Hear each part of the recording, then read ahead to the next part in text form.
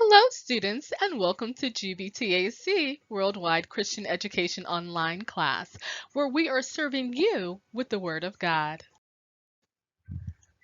I am your teacher for this session, Deaconess Robin Miller, and I come to you by way of the Greater Bethlehem Temple Apostolic Church located in Cincinnati, Ohio, in the community of Northside, where Bishop James Chapman is our pastor. Our First Lady, Lady Robin Chapman, and where we proudly proclaim as a church family, there is a God in Bethlehem, and Jesus is his name.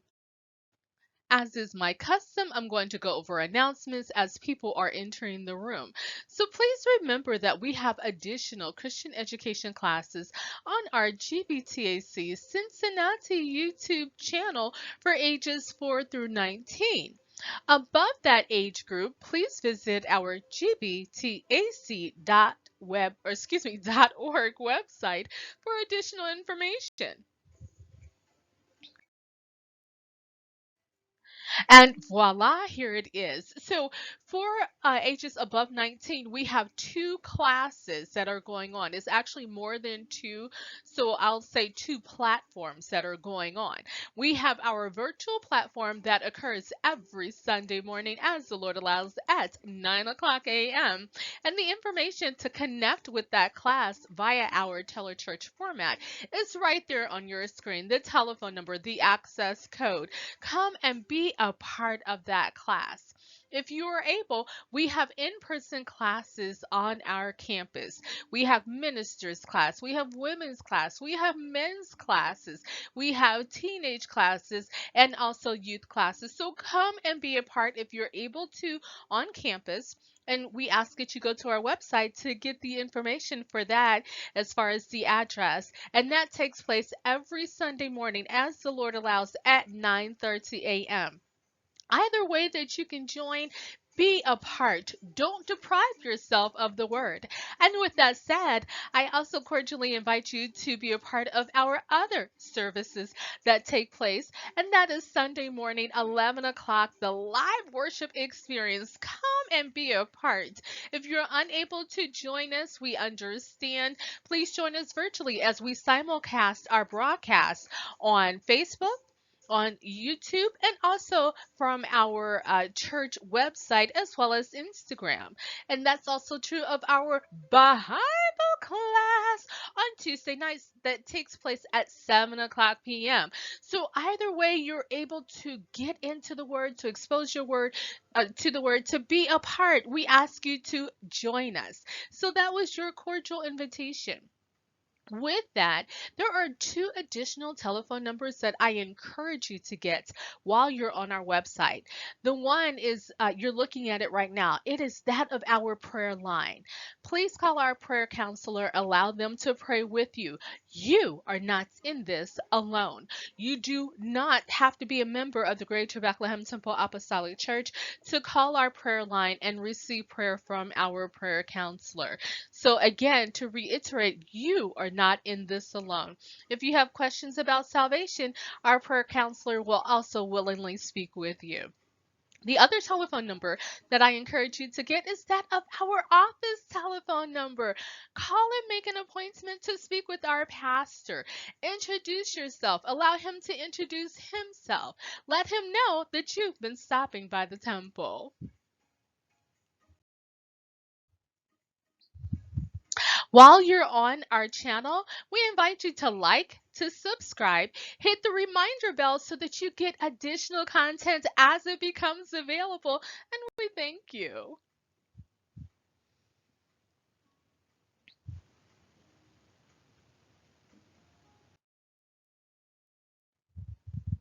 For more upcoming events, please visit our website, gbtac.org, and stay tuned during our broadcast for announcements.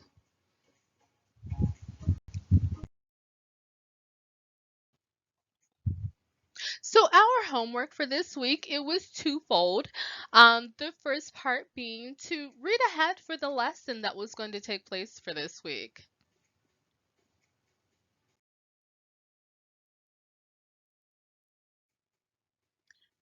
The other one was to take time this week to pray about anyone that you needed to forgive.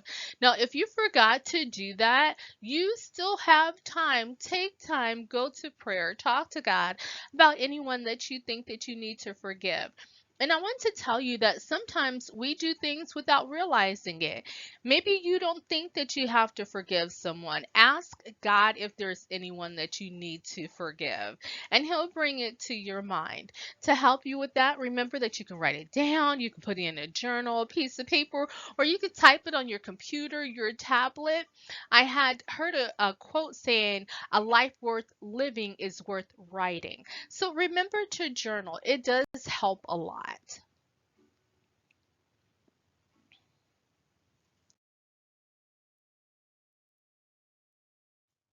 The other part of homework was to be a part, join the Heritage Program.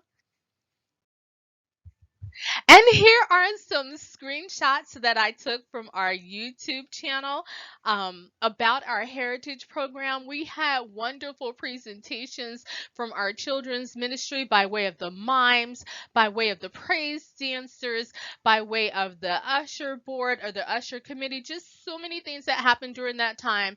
And it was enlightening and it was helpful. And we thank them so very much for shining a light on our heritage and helping us to remember who we are.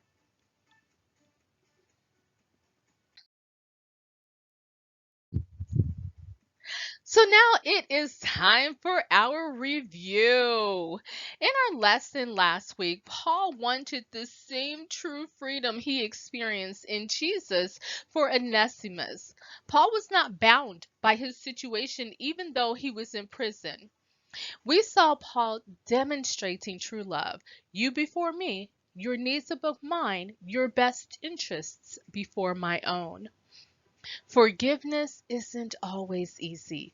It is a daily commitment, a choice to let go of the offense by other people.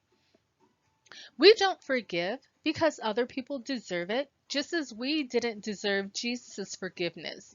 We forgive because Jesus forgave us, and it keeps our heart right.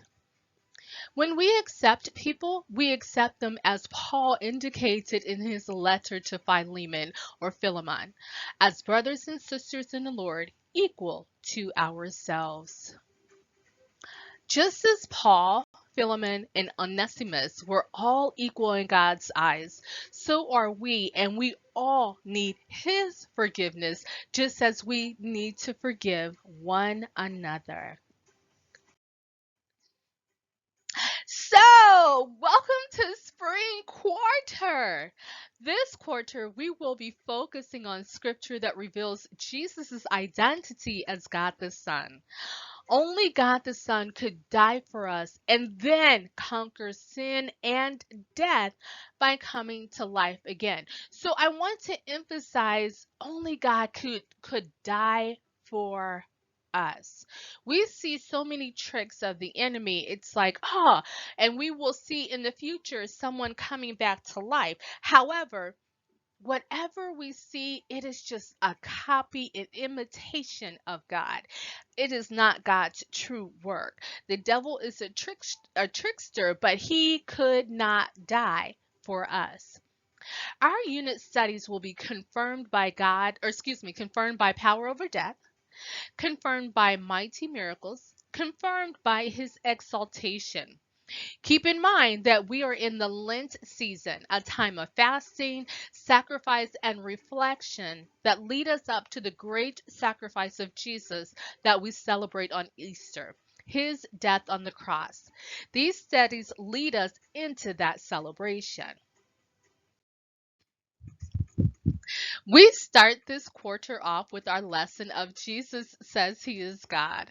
Our lesson text will be found in the book of John, chapter 8, verses 31 through 38, verses 48 through 56, and verses 58 through 59, with our golden text or our focus verse being John chapter 8, verses 31 through 32. Our aim, the purpose of us looking at this lesson, what we hope to get out of it at the end is to see that Jesus is God and his truth can set us free from sin. By way of introduction, some things are hard to do, like standing on one leg. Important things that may be difficult to continue are things we should endeavor to do in spite of how hard it may be, like reading our Bibles every day. It is important for us to read our Bibles daily. Have you or are you studying world history? Great. Okay, so the Bible teaches about the world around us, how it came to be, God's influence upon the world by way of creation, what has been and what will be. In the Bible, we learn about God and his love for his creation. We learn about truth. We will see in our lesson that Jesus spoke truth, and in so doing, he honored God. In learning about God, it helps our relationship with him. Romans chapter 15, verse 4 tells us that the Bible was written for our learning. In the King James Version, it reads, "For whatsoever things were written aforetime were written for our learning, that we through patience and comfort of the Scriptures might have hope." There are a host of scriptures in which God's people were told to keep them, before their eyes, have them in their homes.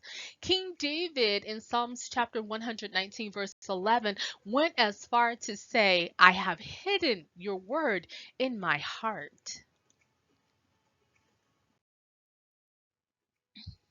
So, what's going on? Last week we discussed forgiving, fellow believers and treating them kind instead. This week we are discussing Jesus' claims of being God. We move from the letters written by the Apostle Paul into the Gospel of John, an apostle of Jesus that provided his firsthand experience. In his writings, John focused on the deity of Jesus. In his accounting, John focused, as I stated, on the deity or the divineness of Jesus. The literary style of his witness of Jesus is also unique among the Gospels. He focused on the signs in Jesus' identity and mission and on lengthy theological rich discourses. See BibleStudyTools.com.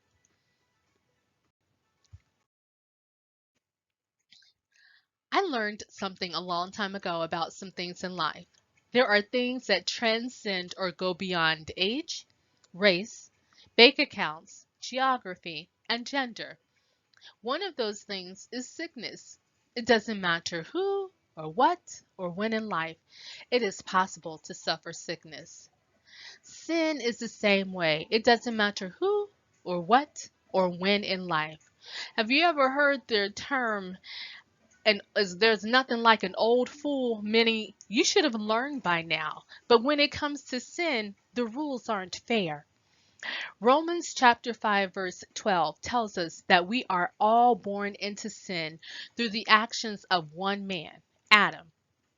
Verse 34 of our lesson reminds us of this. It doesn't matter your lineage. If you are a king and a murderer, you are a murdering king.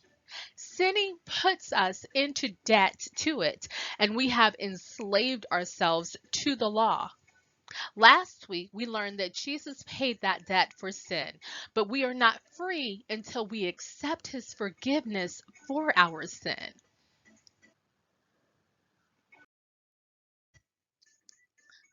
The Jews not only questioned who Jesus was, but insulted his lineage by calling him a Samaritan.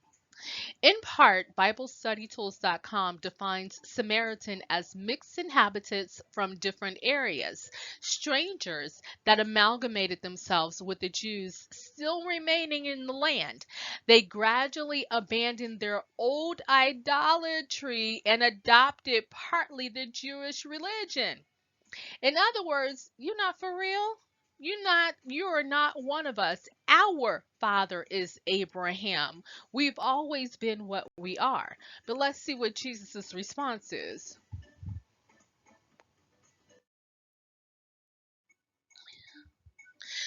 Jesus told them who he was. Quote, of whom ye say that he is your God. He let them know that he was the Son of God.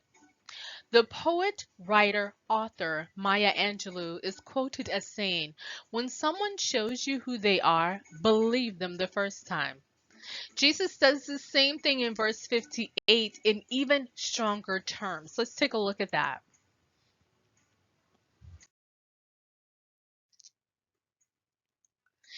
Now, in verse 58, Jesus states, Jesus said unto them, verily, verily, or truly, truly, I say unto you, before Abraham was, I am. Abraham was a very revered and recognized father of their custom, their religion, their culture. So, for Jesus to include before Abraham was, I am, that was a loaded or heavy statement to make, especially to the people he was talking to. They would have understand his reference being students of the law like Nicodemus. He made a statement that teachers and readers of the law would have recognized as a reference to God after he revealed himself to Moses in Exodus chapter 3 verse 14.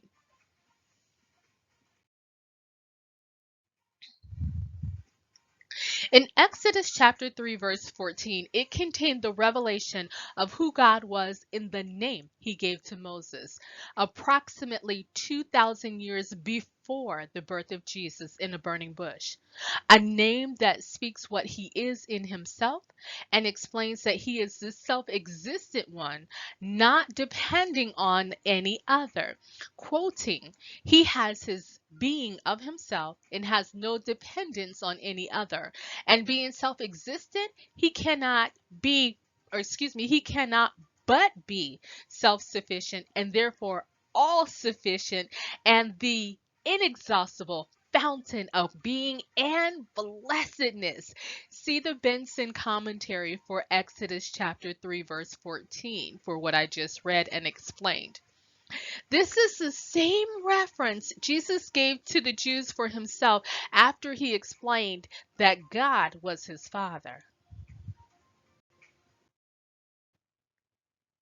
Now let's take a look at our golden text in the book of John, chapter 8, verses 31 through 32. In the King James Version, it reads, then said Jesus to those Jews which believed on him, if ye continue in my word, then are ye my disciples indeed, and ye shall know the truth, and the truth shall make you free.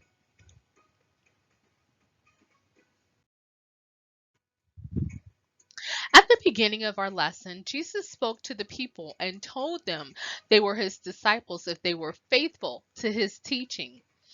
Merriam-Webster.com explains a disciple or defines a disciple as being a follower of Jesus Christ in his lifetime. It also had annotated implies a devoted allegiance to the teachings of one chosen as a master. A follower are people who attach themselves either to the person or beliefs of another. It isn't enough to listen to Jesus' teachings. A true follower or disciple would put those teachings into practice faithfully or consistently beyond what they felt like or if it was easy to do it. Let me give you an example. I listen to background noise when working to keep my mind distracted and also to cover up other noises that would divide my attention in the background. One noise I found was airplane noise. Now, that doesn't make me a connoisseur or an expert on planes, just as listening to Jesus' teachings doesn't make one a Christian. We must put them into practice. James chapter 1 verses 22 through 25 tells us to be doers of the word and not hearers only, that the one who effectively does the word or applies the word will be blessed.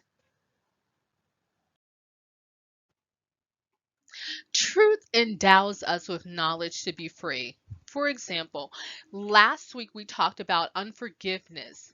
The example we used was drinking poison and expecting the other person to die. That forgiveness frees us.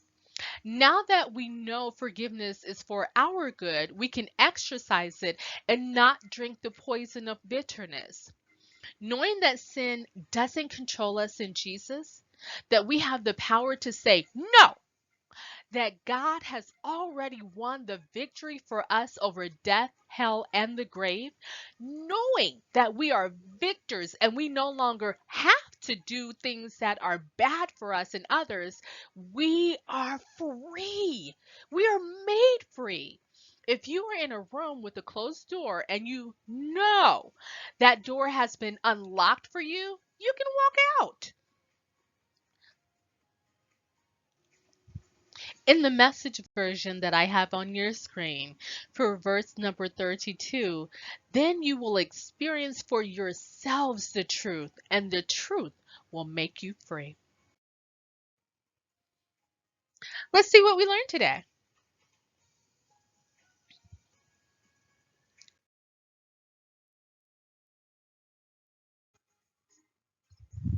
It is important for us to read our Bibles daily. We learn about God and His love for His creation. We learn about truth. In learning about God, it helps our relationship with Him. Romans chapter 15 verse 4 tells us that the Bible was written for our learning.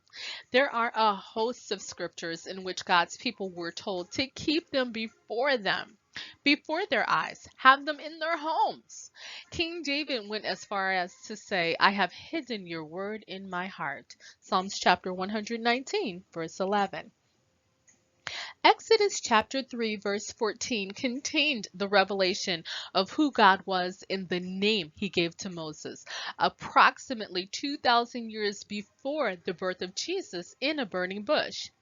A name that speaks what he is in himself and explains that he is the self-existent one, not depending on any other.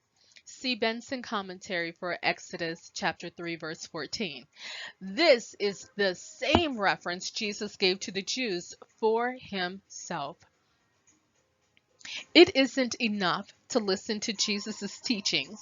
A true follower, disciple, puts them into practice consistently beyond what they feel like if it is easy to do.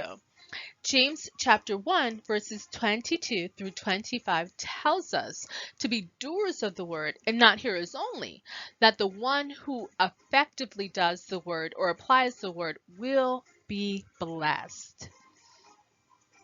Knowing that sin doesn't control us in Jesus, that we have the power to say no, that God has already won the victory for us over death, hell, and the grave, knowing that we are victors and we no longer have to do things that are bad for us and others, we are free.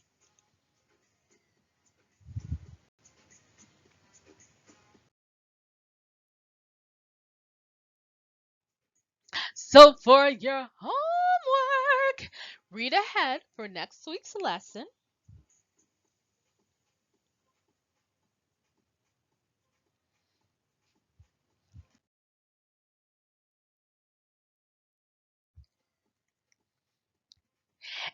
And Jesus used the reference I am.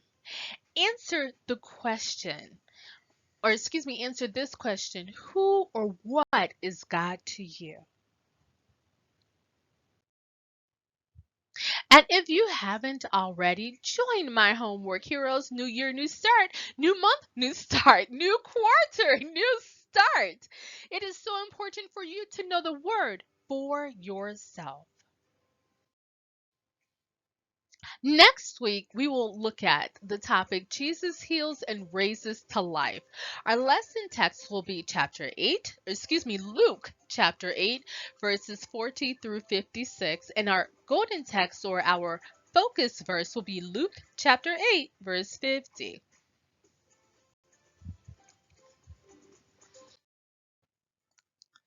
It is important to eat properly each day according to your dietary needs.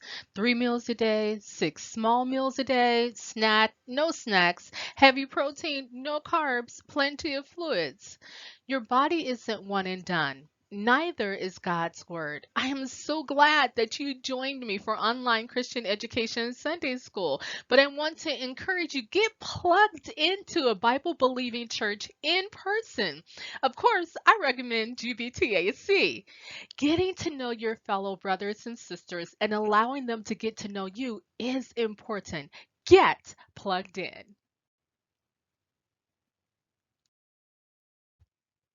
Stop, everyone! Stop what you're doing. We have an amazing occasion. It is our First Lady's birthday, and we take the time to wish her, Lady Robin Chapman, a very happy birthday from all of us to you. Happy birthday.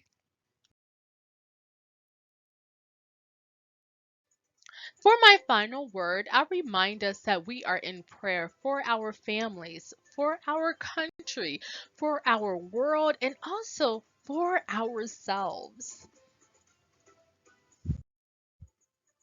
Thank you so much for having joined me for Sunday School Online. Please join me again next time, but don't come alone. Invite someone to join you. And I leave you with my borrowed saying from VeggieTales: God made you special, and He loves you very much. We'll see you on the next time. Bye.